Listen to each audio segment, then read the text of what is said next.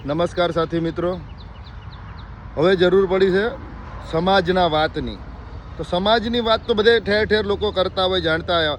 વર્ષોથી હું અને મારા સાથી મિત્રો ગુજરાતભરના અલગ અલગ તાલુકા જિલ્લાઓના ઠાકોર કોળી સમાજના યુવા આગેવાનો અમે અગાઉ પણ સરકારને રજૂઆત લેખિત મૌખિક કરી ચૂક્યા છીએ કે ઠાકોર કોળી વિકાસ નિગમની અંદર તમે વસ્તીના ધોરણે બજેટ ફાળવો અમને, અને જે અન્ય જનરલ સમાજોને તમે જે બજેટ કરોડો અરબો રૂપિયાના 2,000 કરોડ 5,000 કરોડ રૂપિયા જે ફાળવો છો, તો એના બદલામાં દેશ આઝાદ થયો ત્યાં સુધીની રકમ ગણવામાં આવે તો એ રકમ પણ ઠાકોર કોળી વિકાસ નિગમમાં એનો સરવાળો માંડે ને તોય જે તમે ઉજળિયાત વર્ગને આપી છે ને એટલી રકમ નથી મળી રહી. અમારા નિગમોને, અમારા લોકોને લોનો નથી મળી રહી, અમારા છોકરાઓને વિદેશમાં ભણવાની લોનો નથી મળી રહી.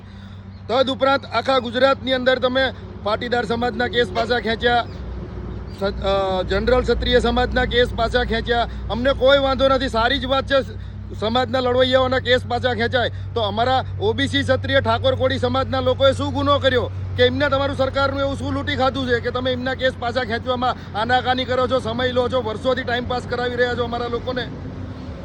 મારા સમાજને એટલી જ વિનંતી કે ઠાકોર કોળીઓ જાગી જાઓ. આ સરકાર વર્ષોથી આપણને લોલીપોપ આપી રહી છે કે તમારા કેસ પાછા ખેંચશું, તમારા નિગમમાં ગ્રાન્ટ વધારશું, પણ આજ દિન સુધી આપણને ક્યાંય આ વસ્તુનો ન્યાય આપ્યો નથી. આપણા કેસ કોઈ પાછા ખેંચવામાં આવતા નથી, આપણા નિગમોમાં કોઈ ગ્રાન્ટ આપવામાં નથી. ગ્રાન્ટ આવે તો આપણા છોકરાઓ ધંધા કરશે, વિદેશમાં ભણવા જશે ને પૈસો આવશે સમાજમાં, સમાજ આગળ આવશે.